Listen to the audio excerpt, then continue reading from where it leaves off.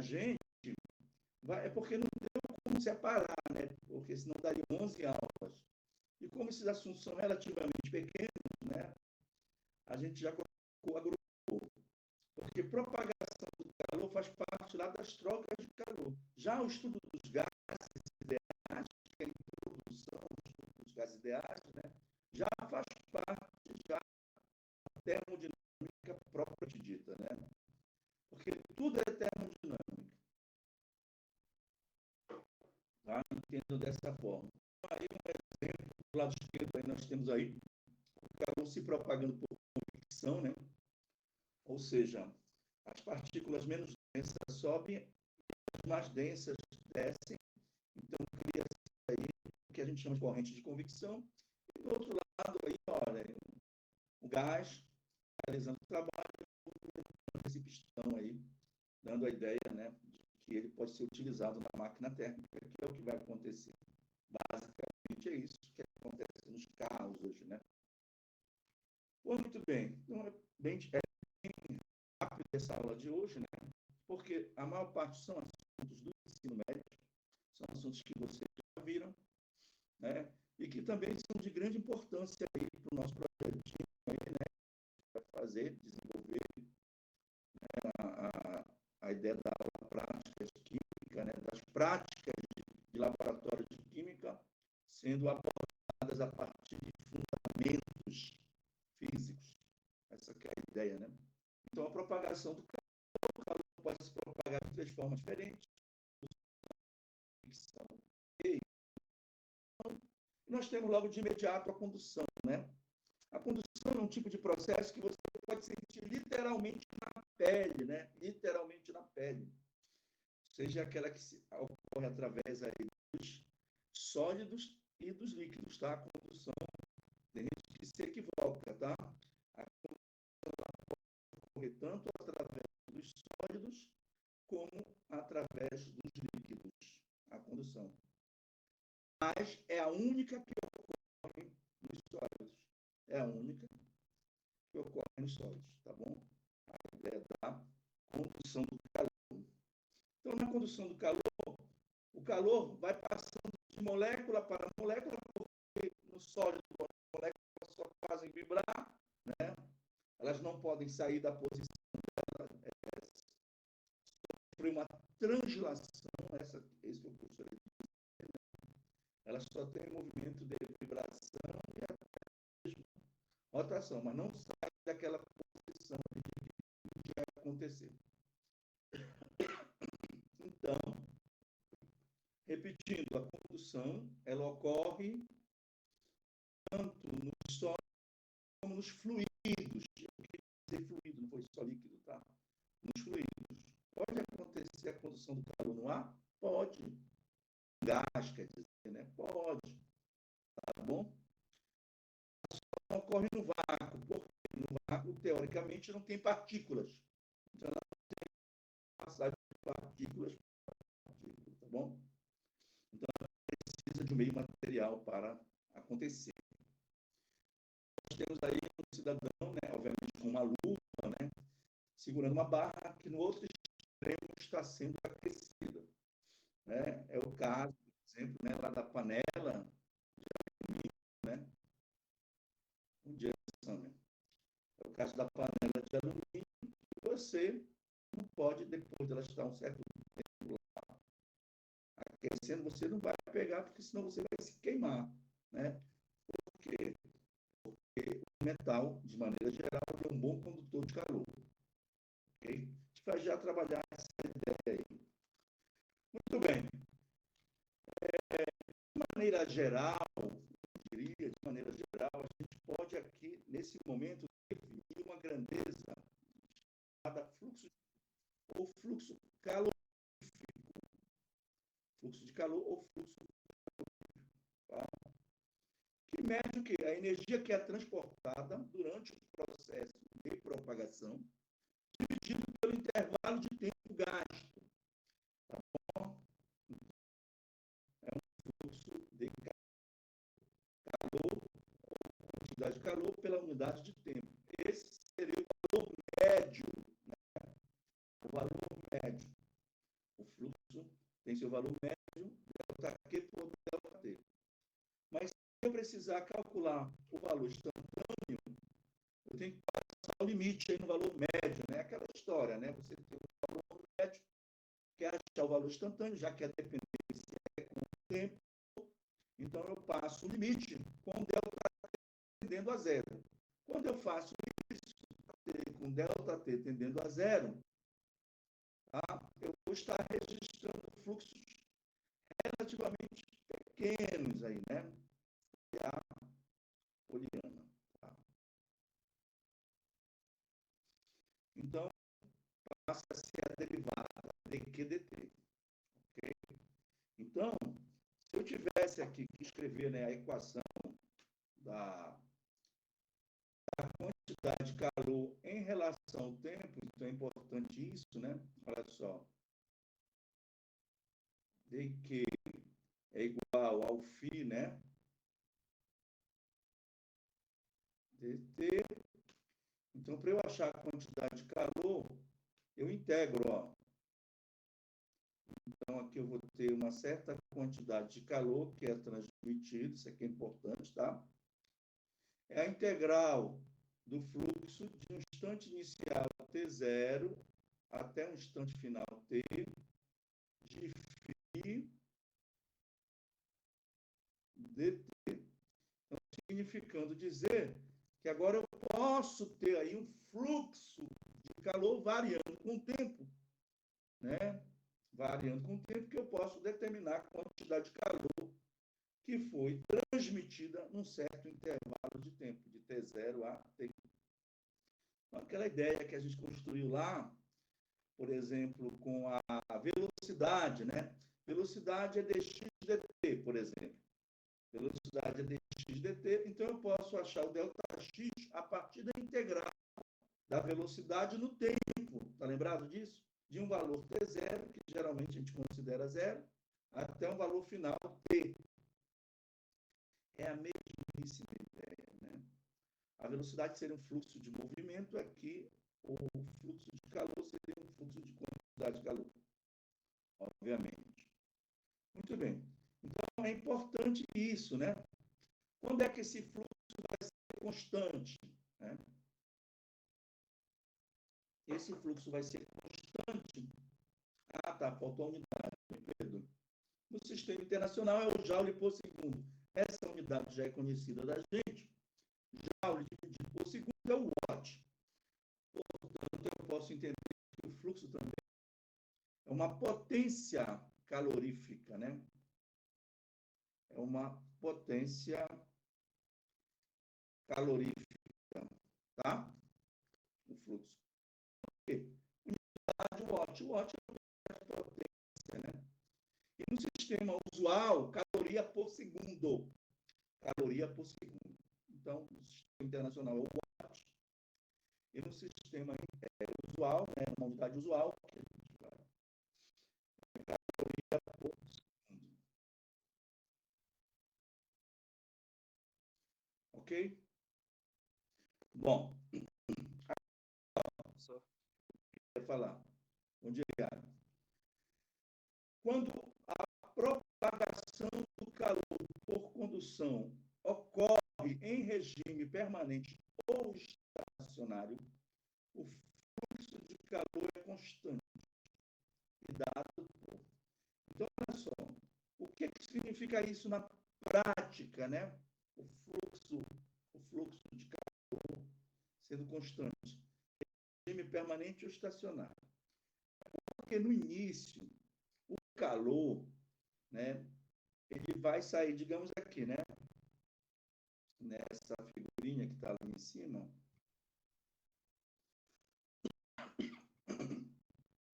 A fonte térmica está bem aqui, ó.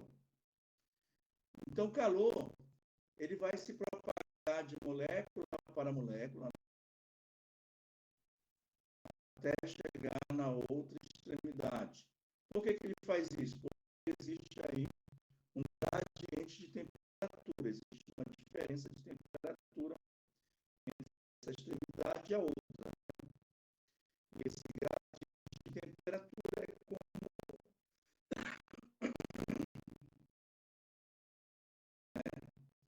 calor tem que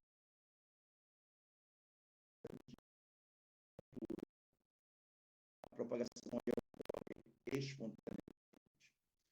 Então, muito bem. Só que no início, pá, vai sendo absorvida pelas moléculas do corpo. E o restante passa adiante. É por isso que no início, né, custa aquecer lá o outro extremo. Custa aquecer o outro extremo. Ok? Mas depois, com o passar do tempo, as moléculas já alcançaram aquela vibração máxima que cada uma pode alcançar, de acordo com a temperatura, né? Porque o calor vai se propagando aqui, né? Do mais quente para o mais frio. O calor vai fazendo isso aqui, ó, propagando para cá, né? Do mais quente para o mais frio. E aí, chega um momento que a molécula não absorve mais nada, ela só pode passar tudo. Recebeu, digamos, 100 calorias, passa esse 100 calorias para frente. Então, isso que acontece quando a propagação do calor, a condução do calor, vai ocorrer em regime permanente ou estacionário. Certo? Então, nesse caso específico, né, o fluxo é constante. Ou seja, o fluxo instantâneo é o próprio fluxo médio, né? Então, nesse caso específico, o fluxo instantâneo é igual ao movimento retilíneo uniforme. Pronto. Já que a gente está comparando aqui, né? Então, o fluxo instantâneo é igual ao fluxo médio. Beleza? E aí aparece uma equação só nessa condição para a gente poder calcular aí o fluxo de calor. É a chamada lei de Fourier. Chamada lei de Fourier. Tá? Nesse caso específico. E aí? O que significa essa equação? Significa dizer que o fluxo de calor é diretamente proporcional à área da superfície por onde está passando o calor e diretamente proporcional à diferença de temperatura entre as duas faces, digamos, de uma placa. Se for uma placa, né? Se for uma barra, os dois extremos de uma barra.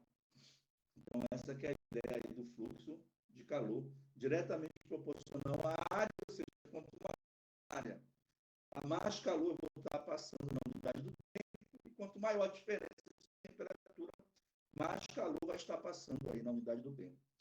E inversamente proporcional, tá? A espessura dessa placa, no caso de uma barra, inversamente proporcional ao comprimento, tá? Então, a constante de proporcionalidade aí, né?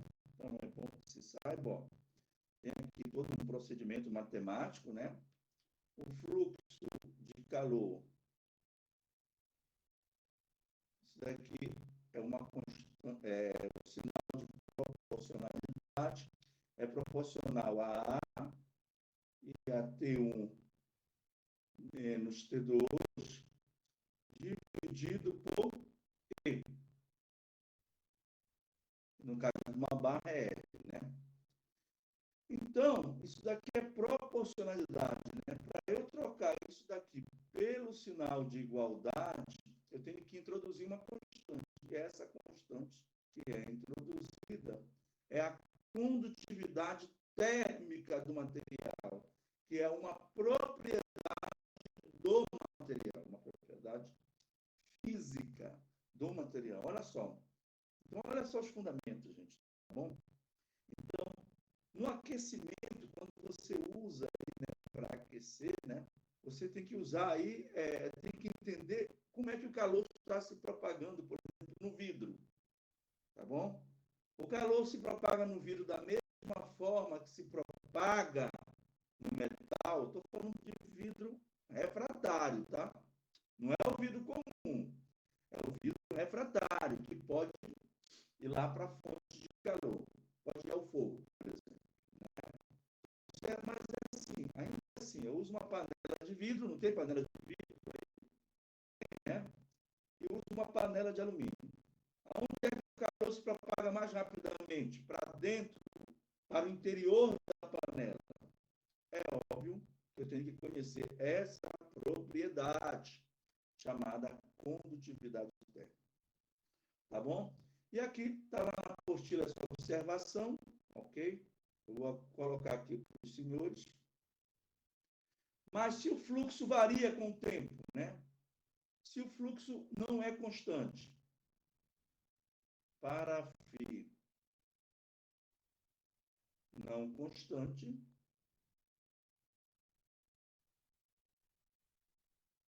como é que eu aplico a lei de Fourier? A lei de Fourier vai ser exatamente, ó, deixa eu ver aqui.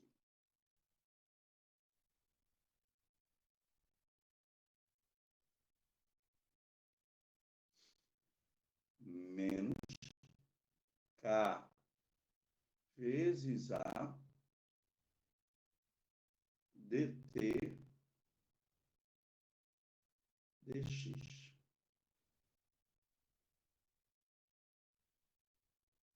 Tá certo? Se o fluxo não for constante, eu calculo o fluxo desse jeito aí, ó. K vezes A dt dx. Aonde esse dt dx aqui, que é o que a gente chama de gradiente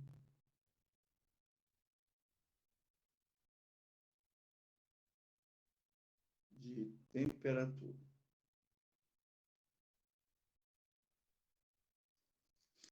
Tá bom? Por que ficou menos? Por que ficou menos? Porque aí, nesse caso, para eu fazer dt dx, eu tenho que partir do ΔT, grande, temperatura.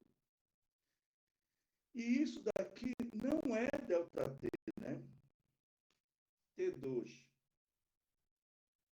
menos T1 não é ΔT. Porque aqui eu tenho, tipo, a temperatura inicial menos a temperatura final. O ΔT seria T2 menos T1. E aqui está T1 menos T2. Ou seja, aqui indica que o fluxo é diretamente proporcional ao decrescimento da temperatura. Então, eu sou obrigado a colocar aqui um sinal menos aqui na frente. É menos T2. Se você multiplicar por menos, vai ficar T1 menos T2, que é o que está lá na equação de Fourier. Então, fique atento para esses detalhes de sinal, tá, gente? Ou seja, o gradiente de temperatura dt dx, ele é negativo. Porque conforme a distância vai aumentando, a temperatura vai diminuindo. Pronto, esse é o resumo da ópera. Vamos falar aqui um pouco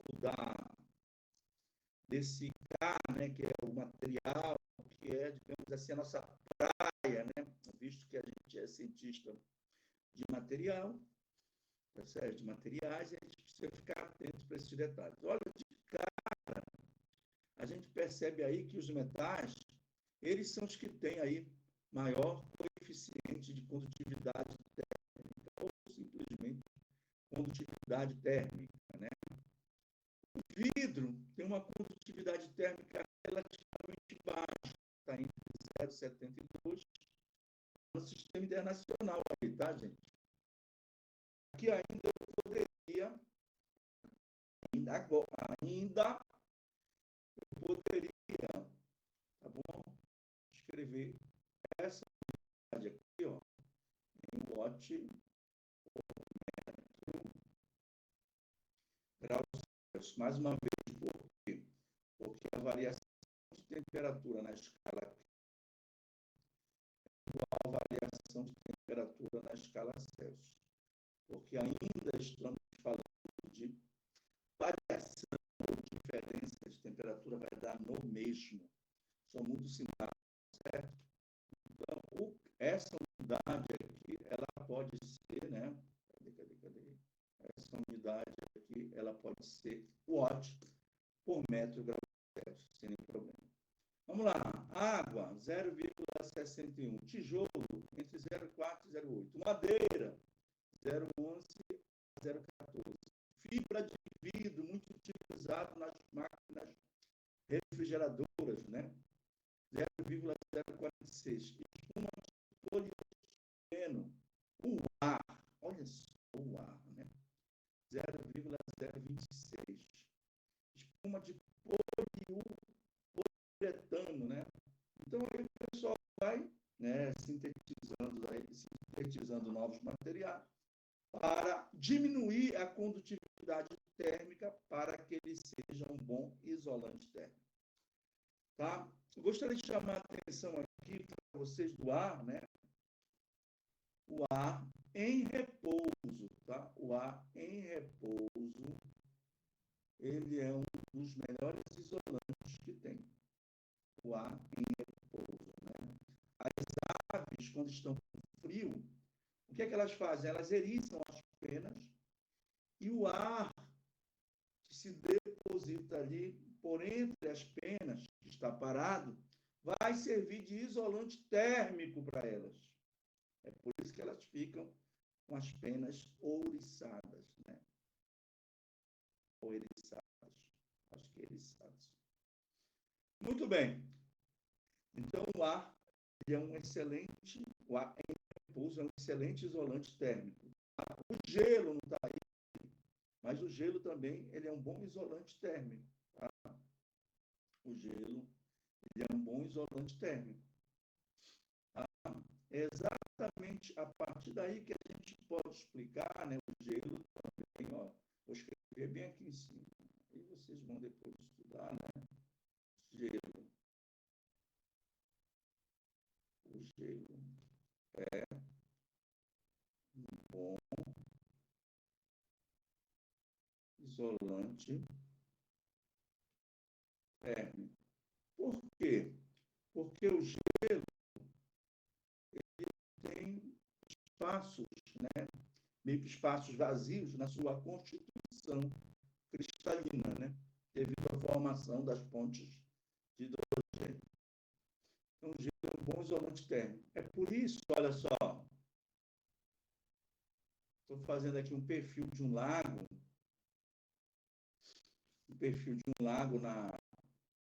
naquelas regiões, né? Como a gente vê agora em filme de Natal, né? As regiões em que a superfície dos lagos se congela. Tá? Isso daqui é a água, né?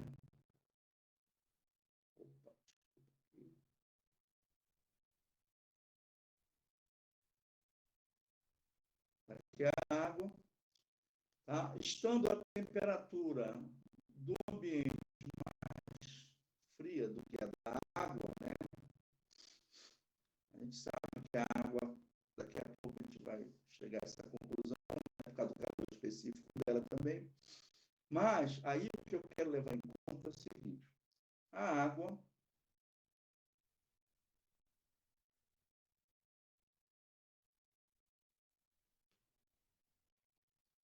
ela vai começar a perder calor para o ambiente externo. Então, vou ter um fluxo aí, tá?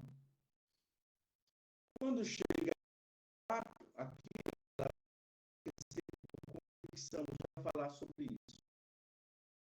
Ela vai aquecer por convecção.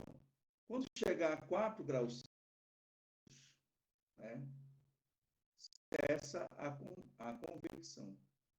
Porque só vai sobrar a condução do calor. Só vai sobrar a condução do calor. Então, elas vão deixar subir as partículas de água, formando aqui, ó, uma fina camada, né, de gelo. Isso aqui já vai ser o gelo. A 4 graus Celsius, cessou aí a convecção, só tem condução. Muito bem. Baseado no que eu disse, que o gelo é um isolante térmico, né? Esse fluxo, através do gelo, vai diminuir um pouco, mas ainda assim consegue, né, aí as moléculas de baixo também aqui, ó, em gelo. E aí o fluxo diminui ainda mais. Por quê? Porque de acordo com a equação de Fourier, quanto maior a espessura, menor o fluxo, não é isso? Então, o fluxo diminui, está aumentando a espessura. E o gelo é um bom isolante térmico. Vai que vai tirando de tal forma, aumentando aqui a camadinha de gelo, né? E nos filmes a gente vê, não sei se alguém já teve essa oportunidade, as pessoas até andam, né, por cima desses lagos, vão fazer, né, vão patinar, etc., a escada, por quê? Porque a pessoa tem que saber que em determinado momento isso aí vai derreter, né? E se ela varar para baixo, ela morre. Não tem como escapar. Tem umas casos que a gente vê, né? Aí sim, antes de contar esse caso, aí vai chegar um momento em que vai cessar aqui a troca de calor e nós vamos ter água, isso aqui é o gelo, né? Obviamente. E aqui nós vamos ter água a 4 graus Celsius aqui. Então, existem casos que as pessoas vão pescar nesses lagos, né? Elas vão cortar uma parte aqui ali daquela camada de gelo, né? Vão cortar e vão jogar lá o anzol para pescar, porque vai ter peixe aí nessa água a 4 graus Celsius. Ok? Então, esse processo ocorre principalmente por quê? Porque a 4 graus Celsius cessa a convecção do calor e que o gelo é um bom isolante térmico, né? Nas regiões polares, né, as casas elas são feitas com blocos de gelo, né? As estações de pesquisa elas são subterrâneas, porque o gelo isola aquele povo que está lá embaixo, né? Risco, tá, gente? Em função disso. Ok? Uma outra coisa que eu quero chamar a atenção aqui, ó. Isso daqui é a madeira, né? A madeira, aí eu comparo aqui a casa de tijolo com a casa de madeira. Tá? A madeira, comparado com o tijolo, ela é um isolante. Tá? Porque a condutividade dela está entre 0,11 e 0,14, ou seja, numa casa de madeira, tá? Faria menos frio à noite do que numa casa de tijolo. Essa é a ideia, né? Porque aí, com o tijolo, comparado com a madeira, tem uma condutividade maior, mais calor vai passar, né, de dentro para fora, esfriando aquele ambiente interior. Mas, ainda conversando sobre a madeira, não sei se vocês sabem, já viram isso acontecer, né? Pouco isso acontece, mas antigamente para o pessoal. Hoje já se consegue freezer, né, para refrigerar, tem isopor e tudo mais.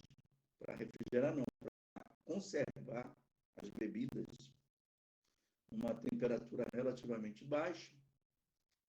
Mas antigamente as pessoas compravam serragem, pegavam aqueles tambores, né, de preferência de madeira, obviamente, né, aqueles cilindros de madeira, né, e é por isso que o vinho, né, para poder o sofrer lá aquele processo lá de fabricação. Os tonéis, eles são de madeira. E por que se usa madeira de tonéis de carvalho, né?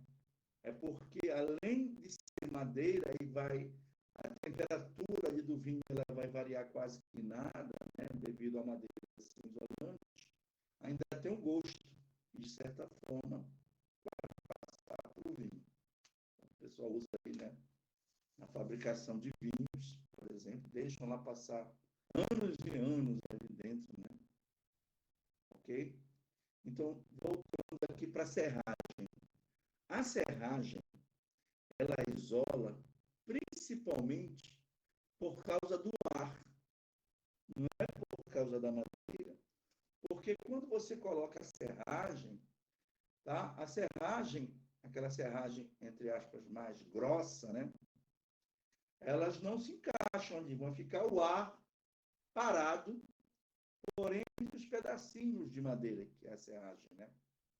E ali é aquele ar que vai isolar, não é a madeira propriamente dita, tá bom? Então, existe também esse fator aí com respeito. Então, existem várias explicações aí a respeito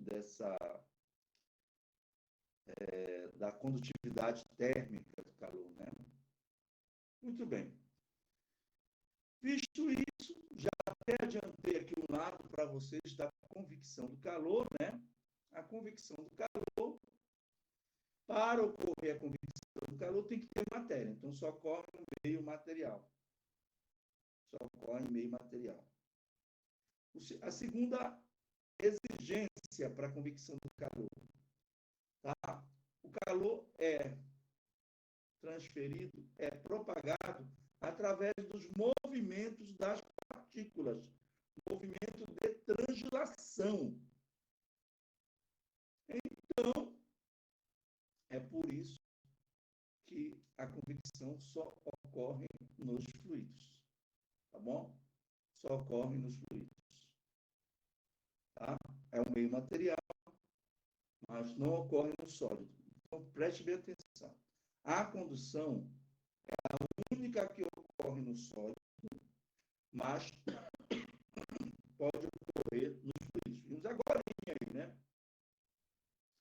A convecção só ocorre nos fluidos. Só ocorre nos fluidos, a convecção. É aquela do ar quente sobe, do ar frio desce, né? Quando você bota ali a panela no fogo para fazer o café, as partículas de água aqui embaixo entram em contato primeiro com a fonte, sobe. As que estão em cima desce. Então, esse sobe e desce vai acontecer até a água ferver. Para esfriar, o processo é o mesmo, tá bom? Para esfriar, o processo é o mesmo. Essa daqui estão mais frias, descem, as que estão aqui embaixo, quente, sobe. Então, para esfriar, a mesma coisa. O fato é que se eu coloco uma vasilha com água dentro da geladeira, né, o que acontece? Quando chega a 4 graus Celsius, esse sobe e desce para. Por quê? Porque as correntes de convecção, elas ocorrem devido à diferença de densidade das partículas. Então, como a 4 graus Celsius chegou numa densidade máxima, limite, a gente viu isso lá na dilatação anômala da água, tá certo? Chegou a 4 graus Celsius, esse desce e sobe para. E aí a perda de calor não vai mais ocorrer por convecção. Tá? Vai ocorrer somente por condução. A condução já existia ali. Mas só que a condução, comparada com a convecção, ela é muito pequena. Mas a 4 graus Celsius, a convecção cessa. Então fica mesmo pequena somente a condução. Então você coloca lá uma vasilha com água dentro lá do congelador, né, do refrigerador, para fazer gelo, deixa dar um tempinho assim, de tal forma que a água possa baixar a temperatura, mas não dê tempo de fazer totalmente gelo. Aí quando você chegar lá, tirar essa vasilha, aparentemente, aquela água virou gelo. Aí você força um pouquinho assim, naquela parte de cima, e você vai ver que tem água lá dentro, que é a mesma história do rio, do lago, nas regiões que esfriam muito, né? Em certas épocas do ano, ok? Agora, aí você perguntar agora, por que que lá no rio não congela tudo? Lá no lago não congela tudo? Enquanto que na geladeira congela tudo. Simplesmente porque no rio, no lago, tá?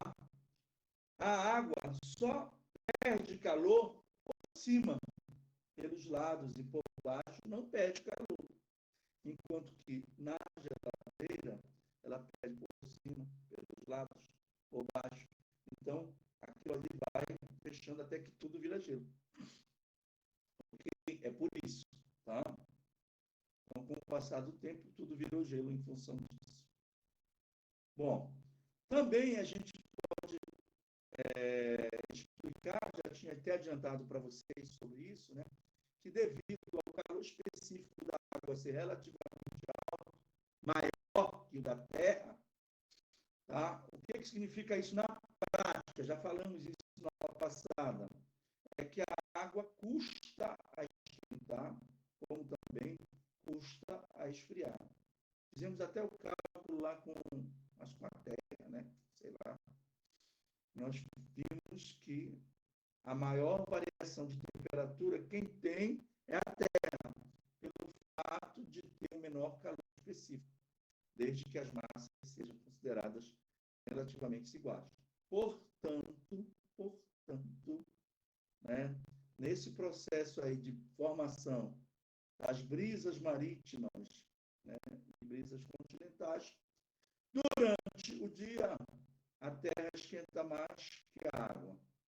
Então, o ar que está sobre a Terra sobe e o que está sobre a água vai para a Terra. Então, cria-se um movimento de corrente de convecção, onde o vento ou brisa, né, vai do mar, né, para a Terra. São as chamadas brisas marítimas. Já à noite, a gente sabe, né, quem já teve a oportunidade de ver isso, numa praia, né, a terra está fria, a areia está fria, mas a água está relativamente quente. Então, as partículas de ar que estão sobre a água sobem, né? Estão quentes. E aquelas que estão sobre a terra descem, fazendo agora o movimento contrário, que é aí o movimento de brisas continentais, que originam, né? Desculpe, as brisas continentais. O jangadeiro utiliza aí as brisas, né, marítimas e continentais para se deslocar através de barco à vela, né, jangada à vela. Ele sai para pescar à noite e volta de dia, porque aí ele sabe que durante a noite a brisa vai levar ele lá, né, para o meio do oceano. E ele pesca lá a noite toda. E de dia a brisa traz ele de volta para o continente. Brisas marítimas. Ok? Muito bem. O último processo, né, de propagação do calor é a irradiação do calor, né? Isso ocorre através das ondas eletromagnéticas na faixa do infravermelho, né? Ou seja, as ondas de infravermelho são chamadas ondas de calor. A ideia é de que todo corpo aquecido emite radiações em todas as direções, cuja intensidade da radiação, né? Essa lei empírica, ela é relativamente muito antiga, tá?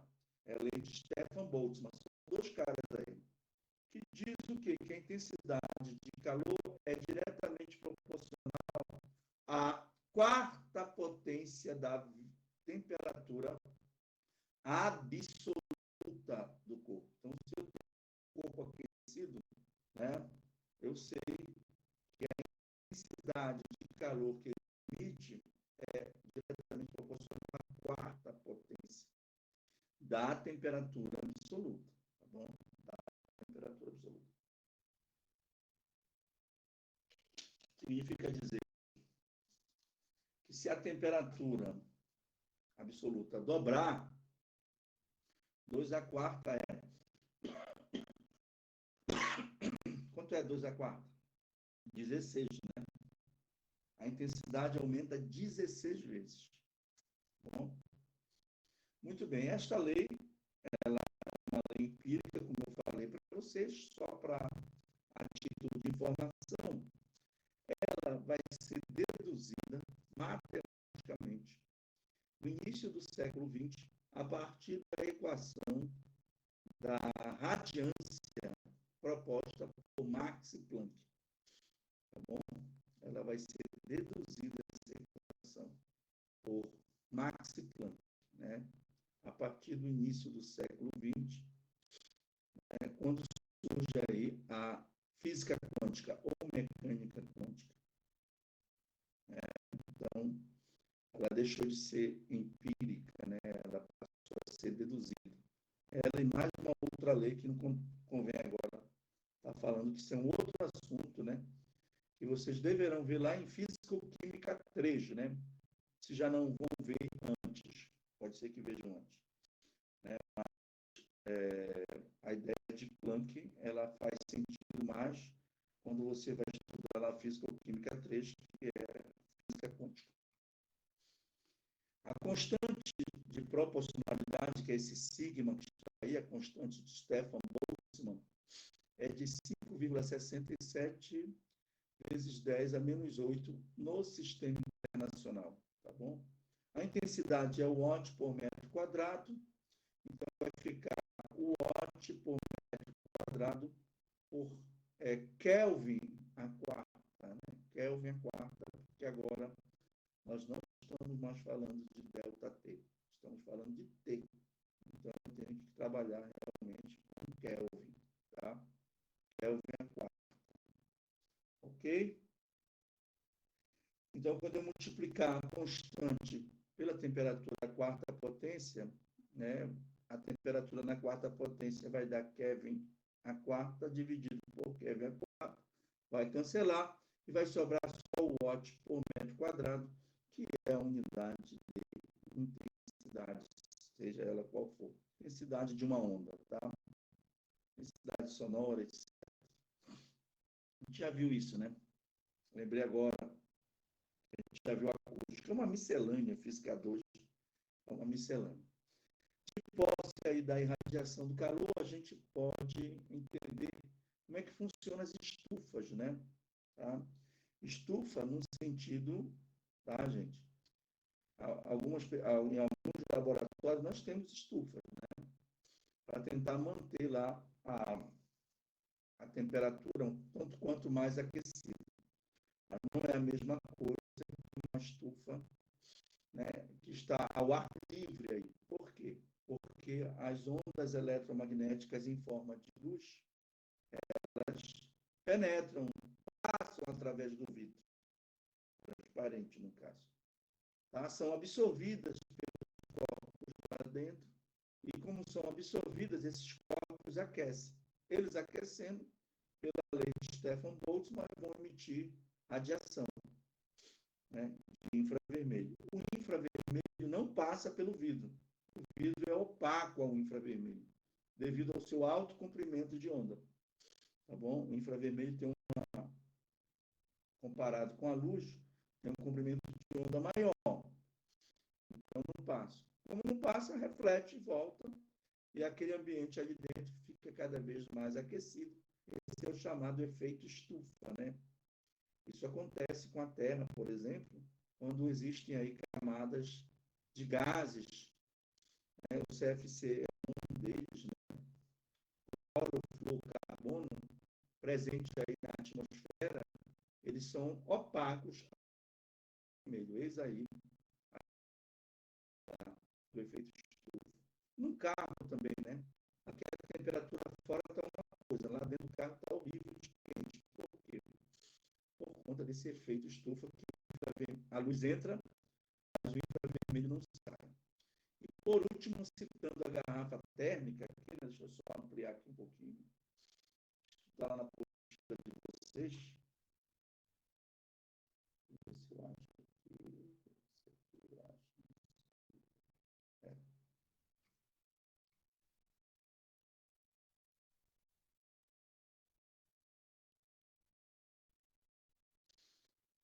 mostrando aqui, né? A garrafa térmica, eu tenho uma tampa de material isolante para evitar aí a condução do calor e a convecção também, né? Condução e convecção do calor. Aqui, no interior da garrafa, nós temos aqui uma parede dupla. A garrafa térmica tem uma parede dupla, em que é feito vácuo. O vácuo é para evitar a irradiação do calor. Então, como material isolante evita a condução e, de certa forma, a convecção, né? Porque não vai permitir que aquela parte ali de cima perca calor, né? Então, vai evitar tanto a condução como a convecção. E a parede dupla espelhada, tá? A parede dupla espelhada, acredito que eu me equivoquei, o vácuo entre as paredes é para evitar a condução e a convecção também. Principalmente a condução, né? Porque é para o lado. Porque a condução e a convecção só ocorrem em meios materiais. Então, vácuo entre as paredes é para evitar principalmente a condução do calor. A convecção é bem fraca, né? A convecção é mais para cima e para baixo. E elas são espelhadas, agora sim, elas são espelhadas para refletir a radiação, para não absorver a radiação, então, de infravermelho, né? Elas refletem e a radiação volta para lá, né? Tentando manter a temperatura, só que isso, com o passar do tempo, né? A gente sabe que vai esfriar, ok?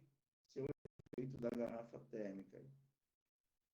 Bom, com isso a gente termina a parte de propagação do calor, 8 horas e 5 minutos, para o estudo de gases, né? Calor, e vamos agora no rumo aí da termodinâmica propriamente dita, né? Porque tudo isso aqui é termodinâmica, tá? Mas a termodinâmica propriamente dita está vinculada às leis, segundo a lei da termodinâmica, né? A gente está agora focando para o lado. São variáveis de status e as leis empíricas do gás ideal. A ideia é sempre a gente relacionar as variáveis macroscópicas, né, de estado a partir, né, de observações. A gente pode aqui dizer que essas variáveis são a pressão do gás, uma variável macroscópica, o volume do gás, né, a pressão do gás é medido com um manômetro, o volume com uma escala e a temperatura absoluta com um termômetro. E o número de moléculas, né, se relaciona de maneira mais simples possível na chamada equação de estado de gás ideal. Então, o gás ideal, modelo matemático, né, para explicar os gases, porque a equação de estado dele, que relacionam as variáveis de estado, é a forma mais simples que existe. Essa equação todos nós conhecemos, é a equação de Clapeyron, não é isso? A equação de Clapeyron, né? O gás, ele vai se aproximando da realidade e a equação de estado dele vai ficando cada vez mais complexa, né? O Flávio até citou aí na questão do gás de Van der Waals, né? Já existe aí já uma alteração na equação de estado em relação à equação de Clapeyron, tá bom? Mas ideal é um modelo, como eu falei, matemático, em que existem restrições para que eu diga que o gás é ideal.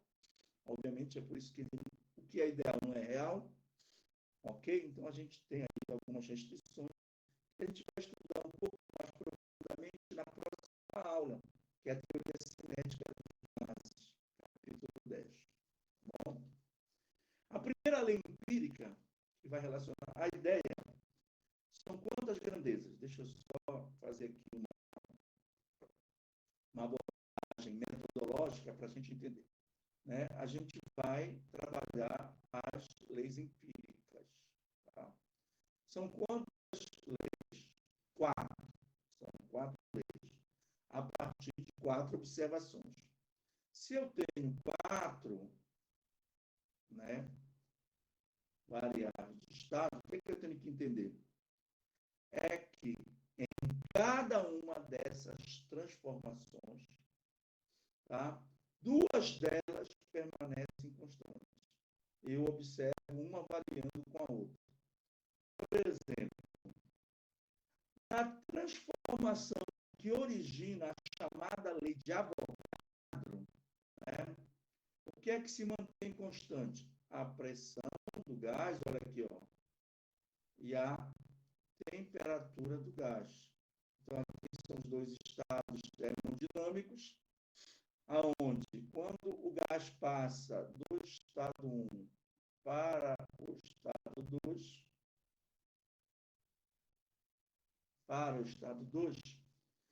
mantém a pressão e o volume. Ora, a pressão e a temperatura. Se a pressão e a temperatura são mantidas, ele vai observar, aí na lei de Avogadro, como é que o volume varia com o número de moléculas. Obviamente, quanto mais moléculas eu tiver nessas condições, maior será o volume. Bom, como é que eu observo que a pressão se mantém? Olha só o pezinho aqui segurando o êmbolo.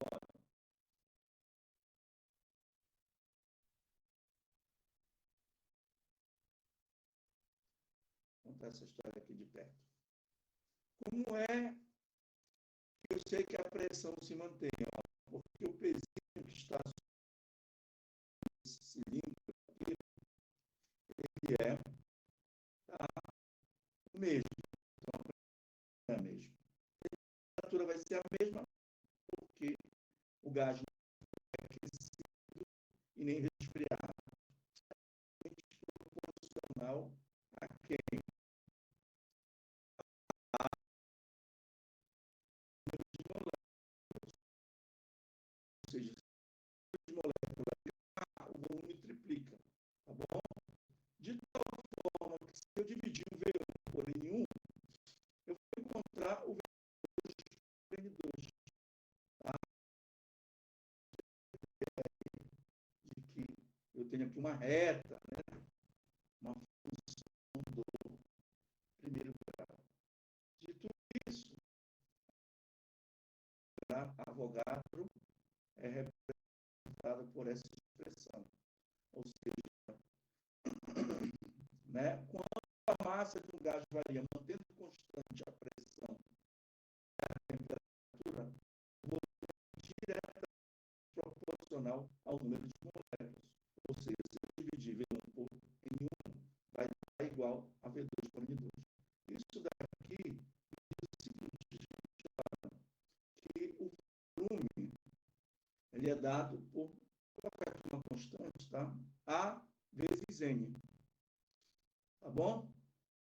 De tal forma que o A seja uma constante, que pode ser quem? V1 por N1 ou V2 por N2. Essa que é a ideia. Então, isso daqui é uma função do primeiro grau, né? Já que o A é constante, não é isso? O A é constante. É a constante de proporcionalidade aí. O A é constante. Então, tem aqui uma vaguinha aqui, né?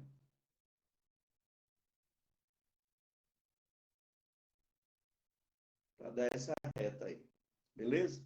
Dificilmente a gente vê a lei de Avogadro a nível de ensino médio. Não sei se vocês já tinham visto. Já tinham visto falar na lei de Avogadro aí para o gás ideal? Sim ou não?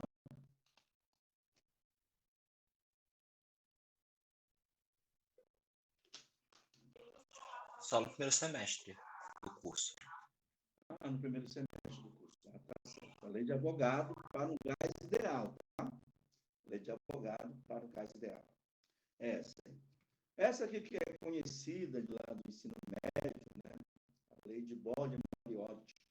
A lei de Boole-Mariotti está relacionada a uma transformação isotérmica. Na transformação isotérmica, deixa eu colocar aqui, que fica melhor, né, explicado. Né? Na lei de Avogadro, a pressão e a temperatura, né, pressão e temperatura, faz um Ezinho aqui, são constantes.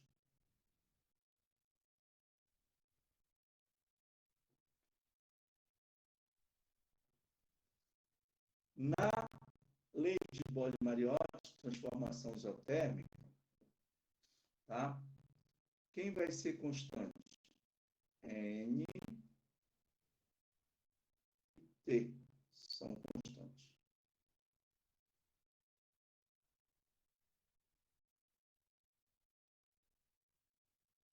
Obviamente, quem vai variar é a pressão e o volume. Ó. Então, está aqui. A massa é a mesma, não tem inserção de massa aí, né? Temperatura.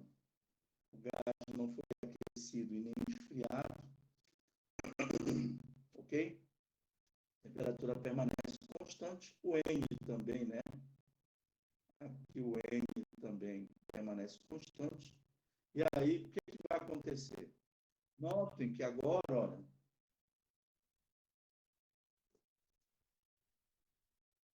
notem que agora, o que acontece? Bom dia, Douglas. O que acontece? Eu estou aumentando a pressão, ó. Tinha só um pezinho desse aqui, ó. E agora, além do pezinho, eu tenho esse outro peso aqui. Então, se eu coloquei mais peso sobre o êmbolo, né? O êmbolo baixou.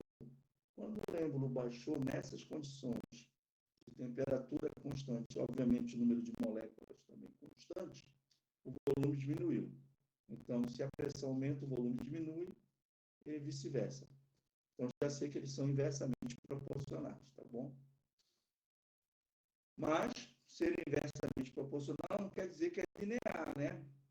Linear já. Não quer dizer que é uma hipérbole simples, P2.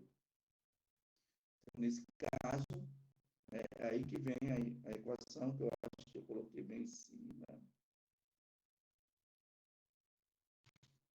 Deixa eu fazer aqui, dar uma rebaixada legal.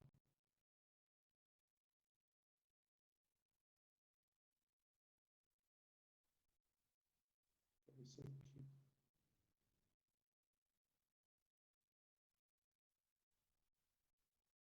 Agora tá, moço. Eu vou ter que fazer isso aqui.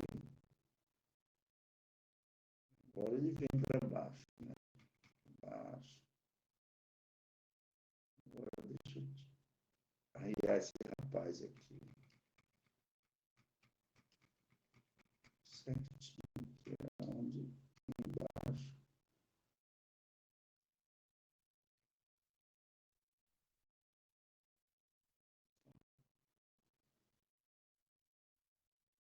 Eu foco aqui.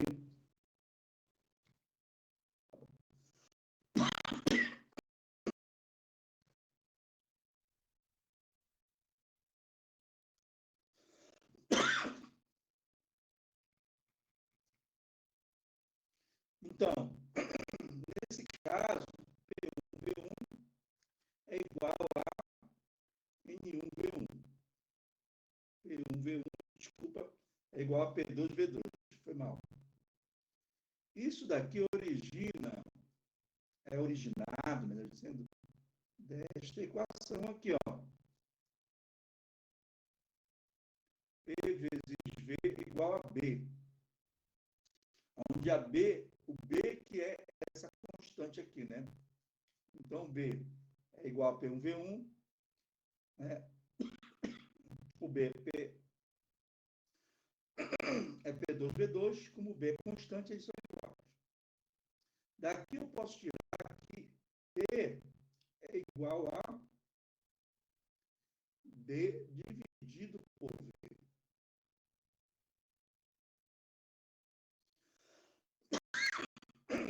Isso daqui é uma função hiperbólica.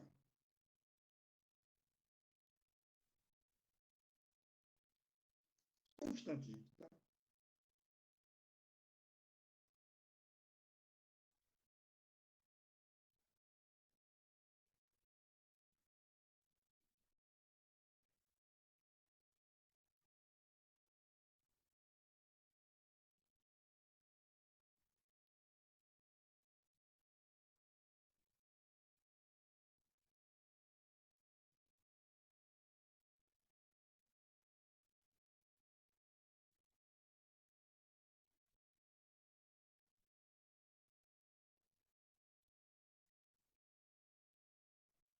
Então, voltando aqui, ó.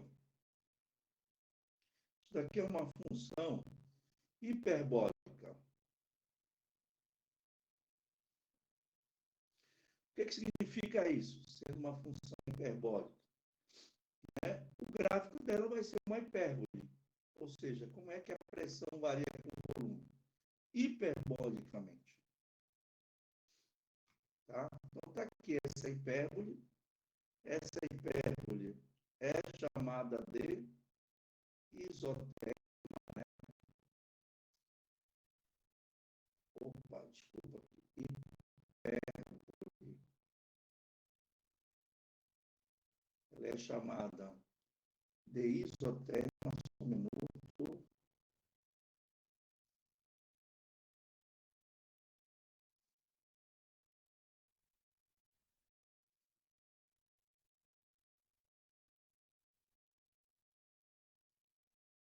Só um minuto, deixa eu colocar aqui para carregar meu notebook. E ele já deu aqui o sinal de que vai descarregar.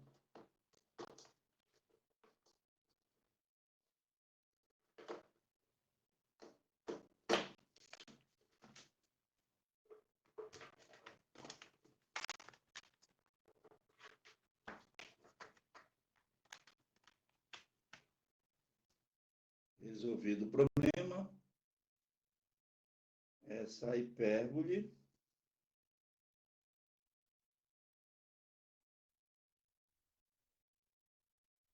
ela é chamada de isoterma. Isoterma. Tá bom? Então, olha só, aqui na isoterma nós temos a representação dos dois estados termodinâmicos, 1 e 2, né? Então, quando a pressão passa de P1 para P2, de P1, né, para P2, o volume passa de V1 para V2. Ou seja, aqui nesse ponto, eu vou ter P2 vezes V2, e nesse outro ponto eu vou ter P1 vezes V1. Ok? Muito bem. Depois a gente vai provar isso para vocês, né? E quanto mais afastada estiver a isoterma em relação aqui à origem, né? Quanto mais afastada estiver a isoterma, maior vai ser a temperatura dela. Por que a temperatura da isoterma? Não esqueçam que todos os pontos, né, de uma isoterma, todos os pontos de uma isoterma representam aí um estado termodinâmico e que eles têm em comum a mesma temperatura. Mas se eu tiver isotermas distintas, cada uma dessas isotermas, que possuem seus pontos, né, que são estados termodinâmicos, cada uma dessas isotermas vai ter a sua temperatura. Tudo bem, constante ao longo dela? Sim. Mas quando eu comparo com outra isoterma, a temperatura já não é mais a mesma. Então, a relação que nós conhecemos é quanto mais afastado estiver a isoterma em relação à origem, maior será a temperatura da isoterma como um todo, tá? Então, isso daí é o que nos traz também de conclusão da lei de Bode e Mariotti. Transformação isotérmica, onde um N e T são constantes. constante. E o P varia com o volume. Então, a pressão varia com o volume. Bom, muito bem. Continuando aqui, aí vem a lei de Gay-Lussac, né? Lei de Gay-Lussac. Isso aí dá uma confusão, esse negócio aí, tá? Não sei se vocês já ouviram lá que no álcool, né? No álcool, para a gente saber o teor de álcool, né? A gente usa uma escala, que é GL, não é isso? GL. Não sei quantos graus GL, né? Isso aí vai dar o teor de álcool ali naquele material. Já ouviram isso? Vocês que são de química sabem disso, né? Então, é uma escala que é utilizada para medir o teor de álcool ali naquele material e é chamado de GL, que é o Gay-Lussac, exatamente, né? Eles ficaram famosos por conta disso aí. Ok? Então, eles também têm uma, né, que corresponde, Juliana,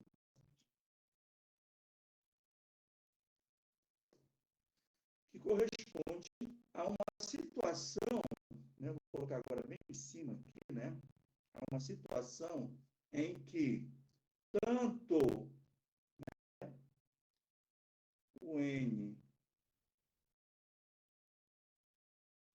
e o P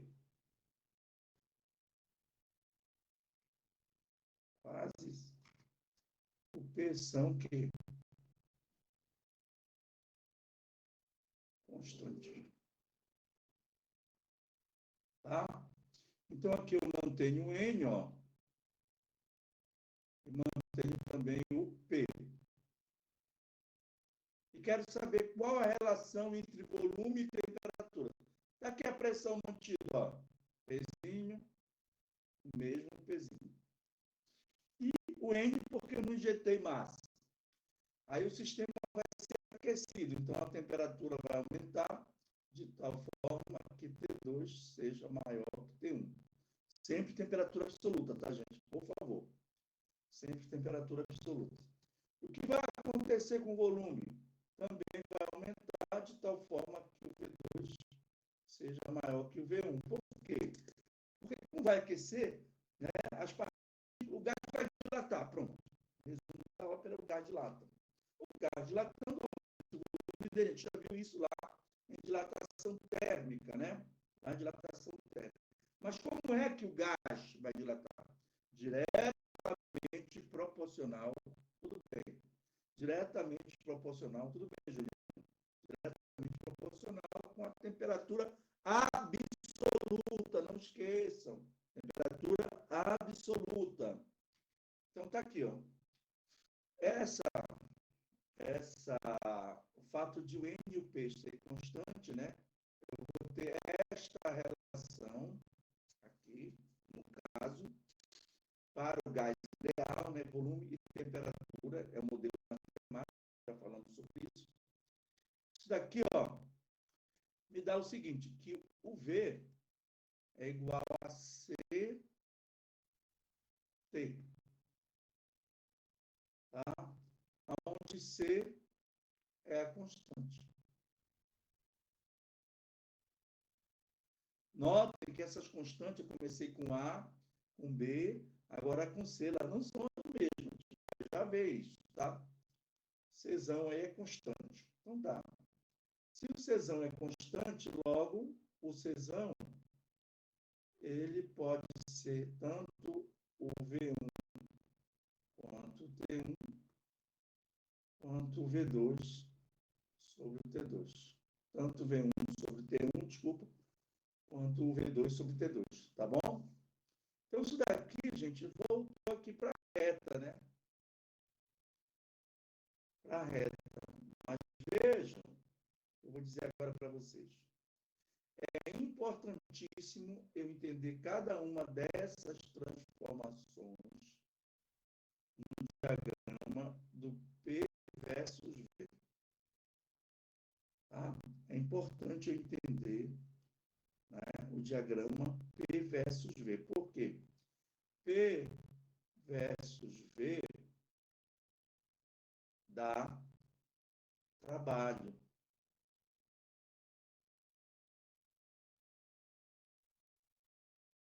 Tá? Energia de maneira geral, né? P versus V dá trabalho. Por quê? É só ver o que a gente faz aqui para poder.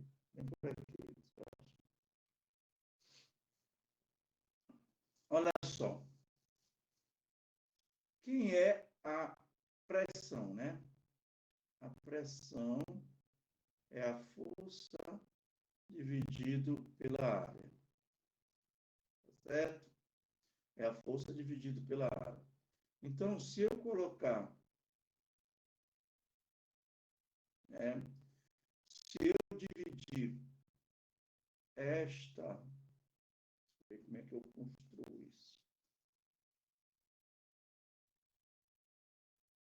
Colocar ele no lugar da pressão, né? Era isso.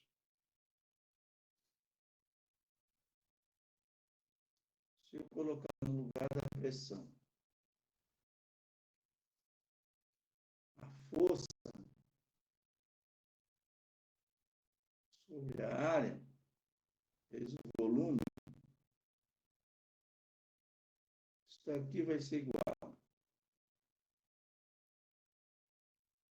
Quanto é que dá o volume dividido pela área? O volume dividido pela área dá o ΔX. Chamar aqui de ΔX ou L, qualquer coisa. Aqui vai ficar ΔX. Então, F vezes ΔX é trabalho, né? Trabalho. Eu estou fazendo assim, a grosso modo, tá? Como a gente diz. Então, eu estou provando aqui para vocês aquilo que eu disse. Então, significando dizer que toda vez que eu tiver o diagrama em função do volume, né? Da pressão, desculpa, em função do volume, a área sobre o gráfico é trabalho. Tá bom? A área sobre o gráfico é trabalho. Por quê? Se eu multiplicar a pressão pelo volume, eu acabo tendo a força pelo deslocamento, que é o trabalho que a gente viu lá em Física Geral 1. Tá bom? É uma propriedade desse gráfico. Então, eu tenho que conhecer bem, ó, como é que varia, no caso, a pressão com volume para todas as transformações. Só lembrando aqui, né, que o sistema evolui do estado 1 para o estado 2, certo? Vai evoluir do estado 1 para o estado 2. Então, o volume V2, o volume V1 é menor que V2, obviamente, né? O V1 é menor que V2, mas a pressão não altera. Nem tampouco o número de moléculas. Muito bem. Mas eu posso, utilizando essa equaçãozinha que está aqui, ó, trabalhar um outro gráfico. Posso trabalhar um outro gráfico. Bom, muito bem.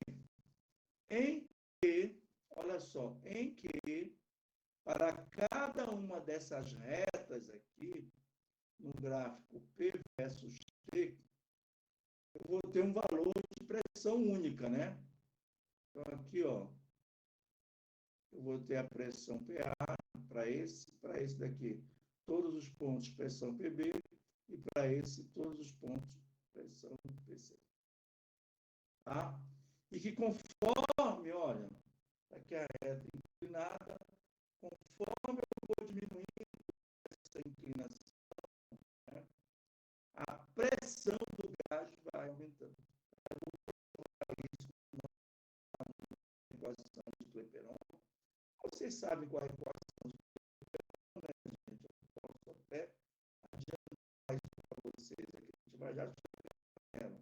PV igual a M, né? Pressão vezes volume. mols vezes o R, que é a constante universal, né, etc. Notem que, nesse caso, a constante é volta, tudo errado. Vamos lá, vamos continuar.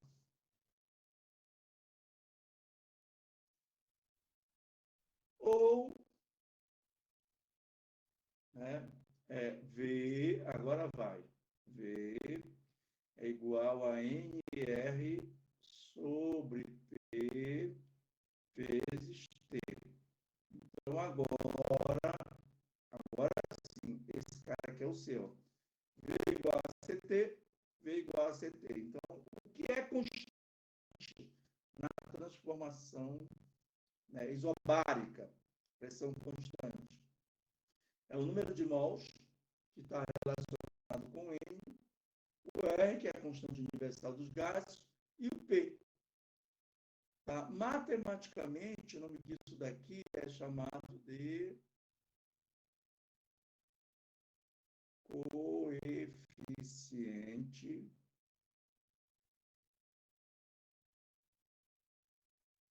angular. Coeficiente angular. Matematicamente, esse é o coeficiente angular, que está relacionado com esse ângulo aqui. Ó. Isso aqui seria quem? O alfa C. Esse aqui seria o alfa B. Esse maior aqui seria, quase não deu espaço para escrever, seria o alfa A. Então, notem que esse coeficiente ele tem a pressão no denominador. Tá bom? Ele tem a pressão no denominador.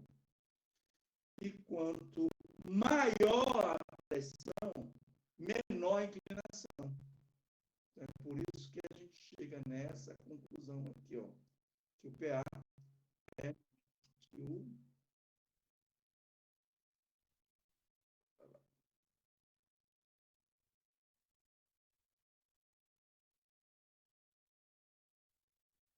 A Souza entrou, hein?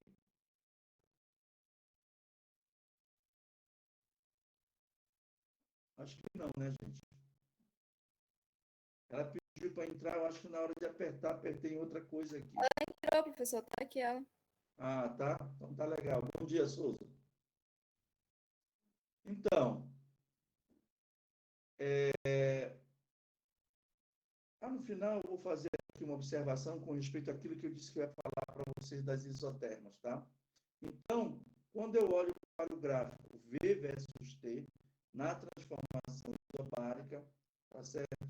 Quando a inclinação da reta, né, vai diminuindo, significa dizer que a pressão está aumentando. Finalmente, a lei de Charles, tá? Como eu falei, isso aí vai depender de cada autor, né? Eu considero Gay-Lussac, Bolle-Mariotti, Gay-Lussac e Charles, tá? Aonde eu vou usar aqui embaixo, ó, tem espaço, né? O N e V constantes.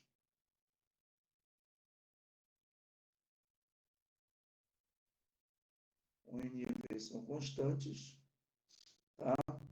E a partir dessa relação, que a pressão é diretamente proporcional, olha só, para eu poder manter, cadê o N? Está aqui, né? Para eu poder manter esse volume, se eu aquecer o gás, então aqui T1 menor que T2, né? Que é a mesma coisa que está aqui, T2 maior que T1, tá? Para eu aquecer o gás, para poder segurar o N naquela mesma posição, tem que colocar mais peso. Então, quer dizer que a pressão aumentou. Então, aqui P1 menor que P2 ou P2 maior que P1 da mesma. Tá? E aí, o que é que nós temos aqui? A partir dessa expressão, nós temos que a pressão diretamente, vou usar outra constante dele, tá? É diretamente proporcional a quem? A temperatura, onde D, que é constante, pode ser obtida por P1 dividido por T1 ou P2 dividido por T2, matematicamente falando. E o gráfico, obviamente, da pressão em função do volume vai ser uma reta, olha só. Da pressão em função do volume, né? O que nós temos? Vou colocar isso daqui, o gás vai evoluir do estado 1 para o estado 2, portanto, aumentando a pressão, mas o volume mantendo constante. Tá certo? Mas o volume mantendo constante. Então, eu posso agora, né, já que eu já citei ali um cara de coisa ali eu aproveitei o espaço, vou aproveitar esse espaço aqui para, eu poderia ter feito ali também no gráfico de cima, né, porque eu estou meio de mau jeito aqui.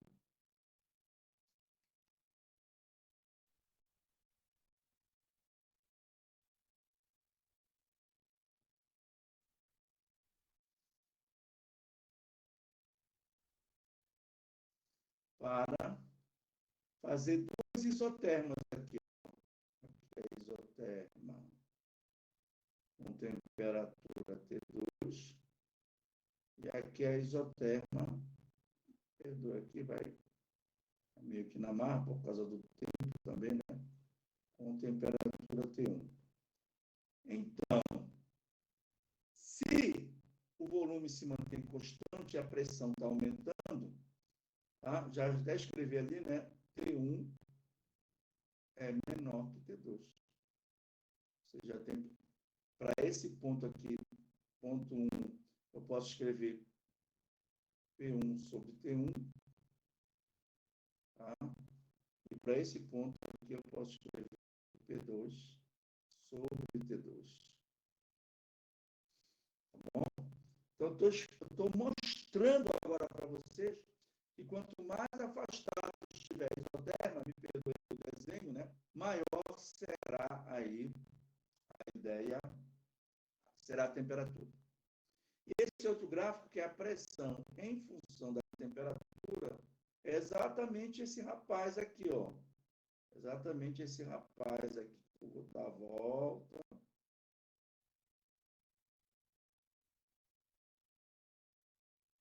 Ou seja, a pressão em função da temperatura é uma reta.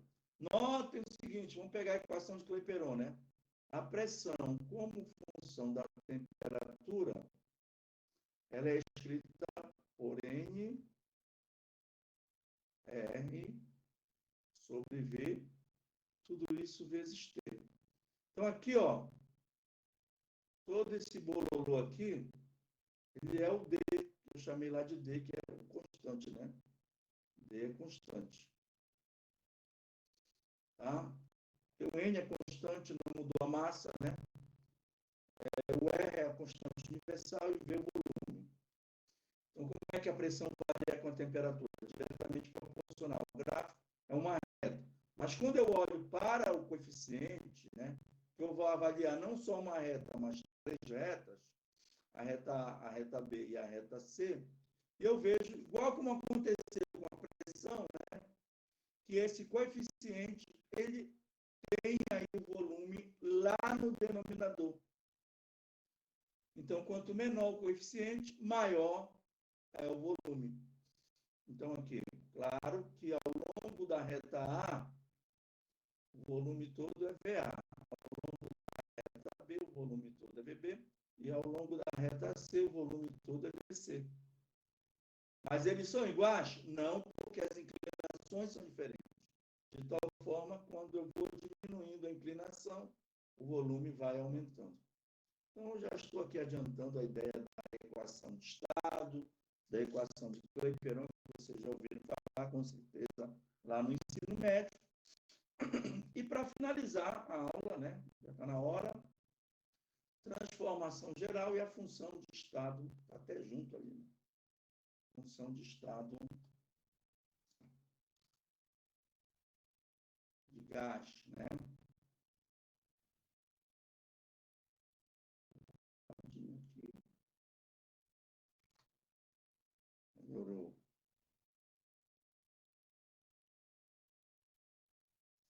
Tá? E a transformação geral. O que é essa transformação geral? A transformação geral seria aquela em que as quatro variáveis de pressão, temperatura absoluta e o número de moléculas variam. Quando isso acontece, olha só, viram agora a variação de todo mundo, né? Então, ela é P1V1 sobre N1T1 igual a P2V2 sobre N2T2. Aí estão todas as quatro leis, né? Lei de Avogadro, Bode-Mariotti, Gay-Lussac, lei de Charles.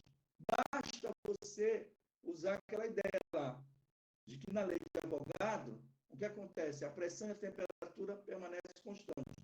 Então, P1 igual a P2, o T1 é igual a T2. Simplifica, o que sobra?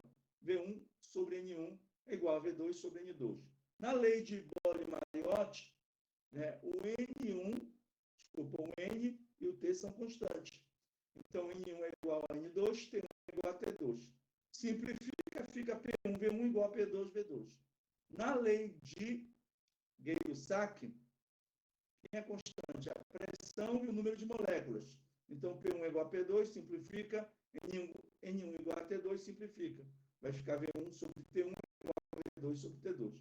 Finalmente, na lei de Charles, volume constante, transformação isocórica ou isovolumétrica, né?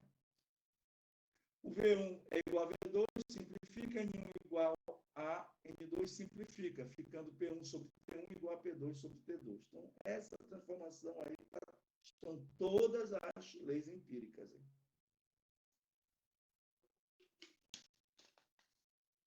Logo, qual é a conclusão que a gente chega a partir daí?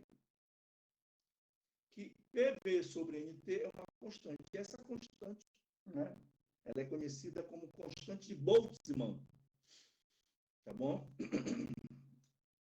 KB, é muito utilizada lá na parte de mecânica estatística, tanto é que a primeira estatística que a gente tem, né, distribuição estatística clássica, é a distribuição de Maxwell-Boltzmann, que aparece o fator de Boltzmann, e lá está a constante de Boltzmann, que é esse cara aí, né, KB. 1,8 vezes 10 a menos 23 joule por Kelvin, ou seja, no sistema internacional. Beleza? Bom, muito bem. Nós sabemos que o número de moléculas presente na amostra lá, né, é igual ao número de mols vezes o número de Avogadro. Ou seja, é a definição, na verdade, é a definição de número de mols, tá, gente?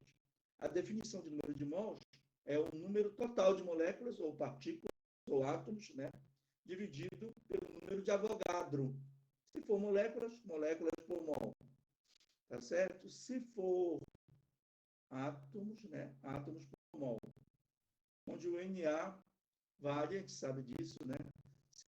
6,023 vezes 10 a 23 moléculas por mol ou átomos por mol. Quando eu faço isso, vai ficar ali uma... Bem aqui, né? Ó. Quando eu transformo esse cara aqui, quando eu substituo melhor por N, nós vamos ficar com PV igual a N vezes Na vezes o KB vezes o T. Esse rapaz aqui, o produto do Na, né? Não coloquei aqui, né? O Na, ele vale 6,02, eu vou colocar até o 3, vezes 10 a 23, no caso, moléculas ou partículas moléculas, né? Desculpa aí.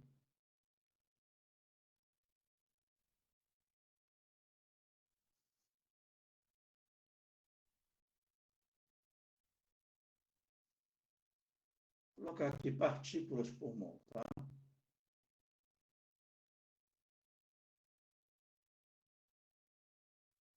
partículas por mol. Muito bem. Quando eu multiplico esse rapaz, dá o que a gente define a constante universal dos gases, tá bom? Que no sistema internacional é 8,31, tá? Isso aqui é uma vírgula, vou arrumar aqui essa casa. 8,31 joule por mol Kelvin, ou na unidade usual. Quando é que eu vou usar essa daqui, né? Eu vou usar essa quando a pressão estiver em Pascal, o volume em metro cúbico, tá? Quando eu multiplico o Pascal pelo metro cúbico, não esqueça, o Pascal é Newton por metro, né? Metro cúbico vai aí... Deixa eu só lembrar aqui, né?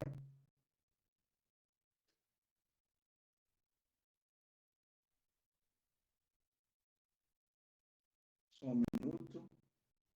Pascal é Newton por metro. Ah, tá.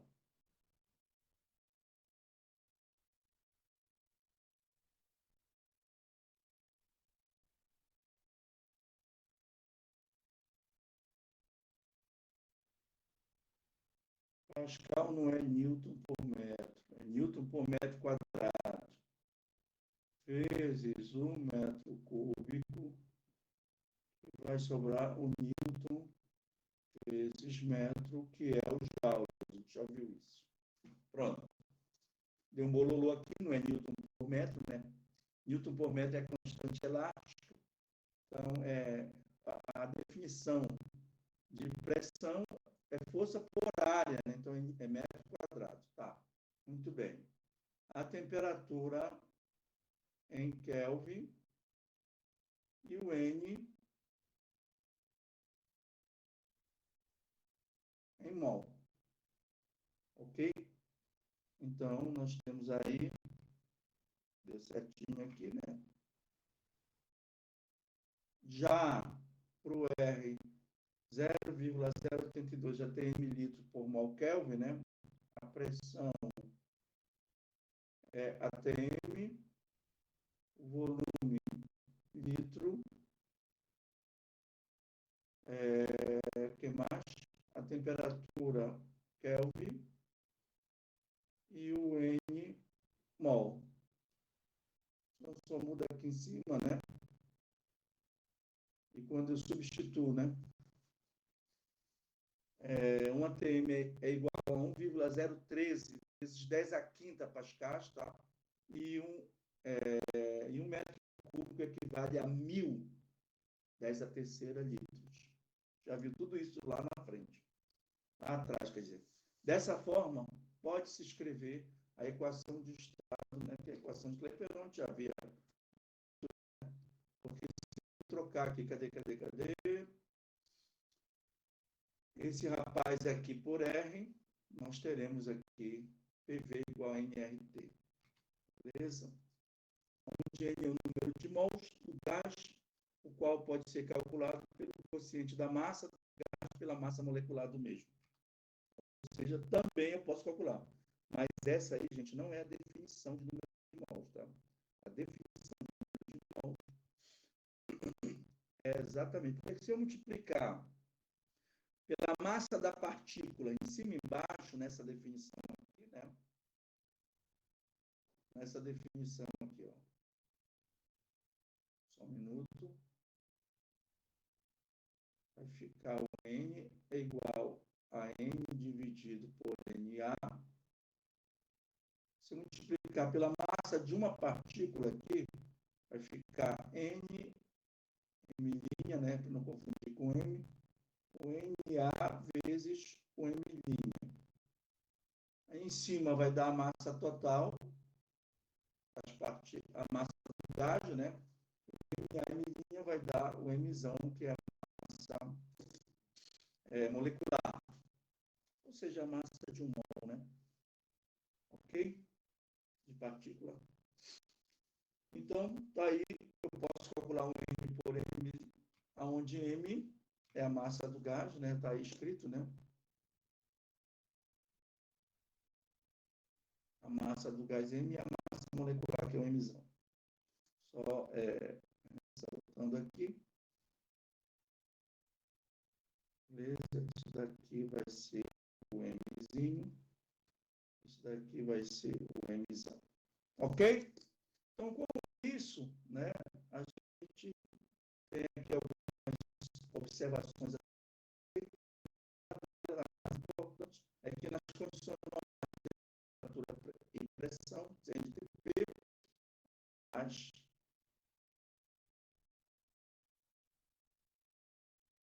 gás ideal. Então, esse é o ponto de partida para a gente chegar lá na teoria cinética dos gases, explicar realmente como é esse modelo, tá? A sua formação, e trabalhar a primeira e a segunda lei da termodinâmica, tá bom? Com isso, a gente termina aqui, né, a nossa aula.